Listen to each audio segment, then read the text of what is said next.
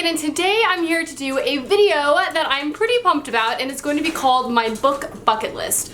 Oftentimes on this channel I make videos all the time kind of talking about shorter term reading goals, books I want to read this month, books I want to read this season, even books I want to read this year. But today I'm going to be talking about some reading goals I have that I want to read within my lifetime. So definitely a lot more time to accomplish these reading goals than I normally give myself, but anyway, without further ado, let's just go ahead and jump right in. I have 10 things on my book bucket reading list. The first thing on my list is to read Wuthering Heights. As you guys know, Charlotte Bronte and Jane Eyre is one of my favorite books of all time, a book that I've read a couple of times, and I just absolutely love it. It's one of my favorite stories, and I want to read more of the Bronte sister, and Wuthering Heights is a classic, well-loved, well-known, very famous book, much darker than Jane Eyre, but they're both gothic. I know it's a story I'm gonna love, it's a story I really needed to read, and it's a story that's definitely at the top of my list that I really want to get to.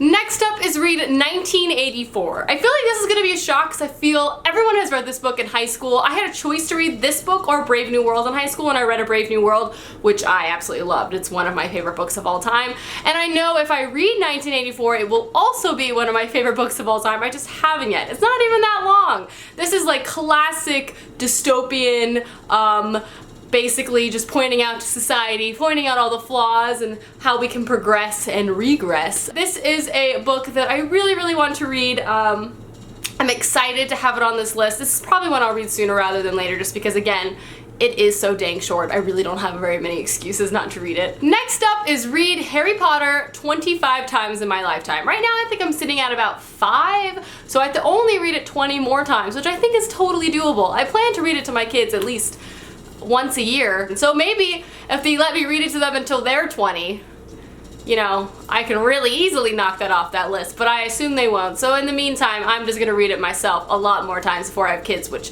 don't get me wrong, is not happening anytime soon at all. So maybe I'll read it 25 times before I even have kids, and then it can just be bonus at that point. Number 4 on my list is to read Moby Dick. This is one of those books that is massive, giant, greatly praised, and I feel like is just really important to read. I don't really even know. I just want to read about Abe and the whale. I am not, you know, this isn't really a book that sings to me off the shelf necessarily, but it's one of those books that I really feel like I need to read.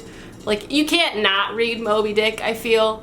And there's just so many adaptations, and it's referenced so many times within like society and other literature and just pop culture that I feel like I would be doing myself a disservice if I don't read Moby Dick, even though it's absolutely terrifying. It's freaking huge. And it's about a man on a quest to kill a whale, which isn't necessarily the most exciting story unless, you know, Chris Pratt is the main character. But yeah, it's still on my list though. I still definitely want to read it. Number 5, I feel like it's gonna be a little shocking because I feel like a lot of people assume that I've read this, and I haven't. And that is the Lord of the Rings trilogy. I've watched the movies so many times. In fact, I'm currently on a rewatch right now. I love the Lord of the Rings, and as a fantasy lover, the Lord of the Rings is like the foundation to the fantasy genre. It's referenced. It's like the holy grail of books, and yet I haven't read it. I've read The Hobbit, I liked The Hobbit, but the Lord of the Rings are one that I have yet to tackle, and for whatever reason to me they're very intimidating, which I feel like they shouldn't be. I'm sure I can handle it just fine, but it is definitely, this is probably the top of my book bucket list. Like, I really need to read The Lord of the Rings, or I'm just embarrassed to be a human that loves fantasy. Not to mention, I feel like this would be a really fun read and rewatch. Obviously I'm rewatching the movies right now, but like, I watch them all the time. So I could read one, watch the movie, read one, watch the movie, read one, watch the movie, and you know, it'll be a really fun time, and I could probably do a video series about it. It might be something you guys would be interested in. Let me know if you are.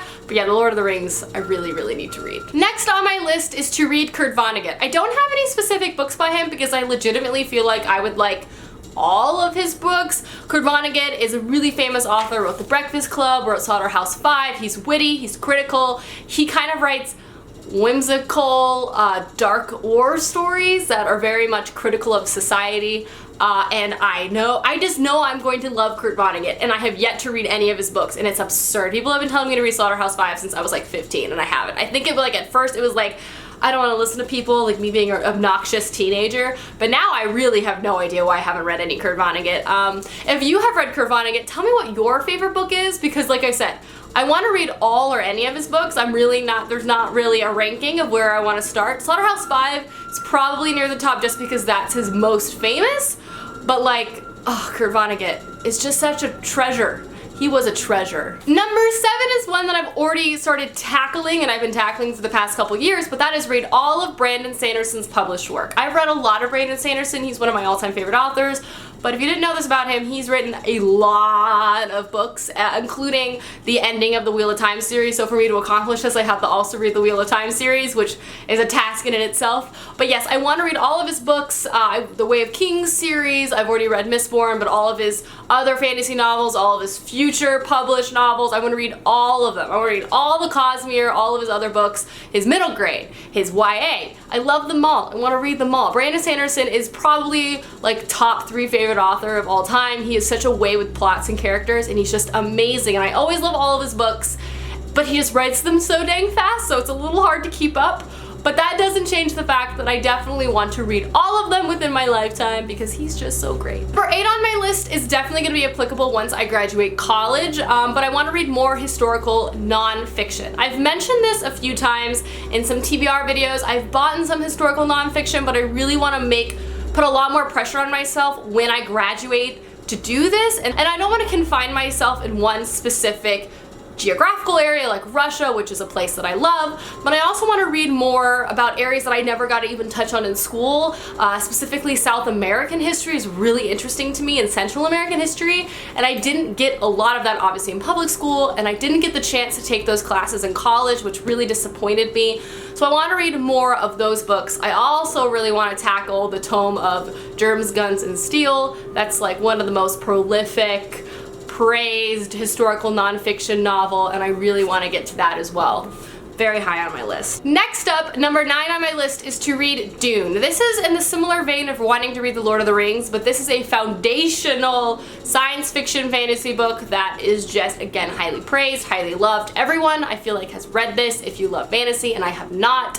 It is just, again, one of those standard benchmark novels that everyone references. Is just really, really important in terms of the actual genre itself, and I really don't want to limit myself within this genre, and I really want to make sure that I'm reading everything that I can. And lastly, number 10, the very last thing on my book bucket list is to read the entire Wrinkle of Time series. Now, The Wrinkle of Time is one of my all-time favorite children's book. I've probably read it 5-10 times growing up, but I never actually read any of the ones past the first book, and I believe it's actually a quartet.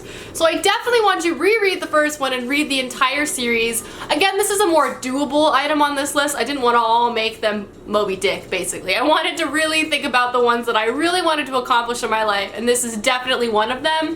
First step of, completing this is buying the books. But from there, I think I could actually do this with, maybe this year or definitely next year. But yeah, that is the last one on my list. The Wrinkle of Time is such a lovely middle grade children's story, and it has to do with like physics and space and time, obviously, Wrinkle in Time. It's super cool, and there's a movie coming out with Mindy Kaling, so I need to read it. Alrighty guys, that is my book bucket list. I hope you guys enjoyed this video. Let me know down below some things you guys want to accomplish reading-wise in your lifetime. I would love to know. And I'll see you guys soon with another video soon. Goodbye!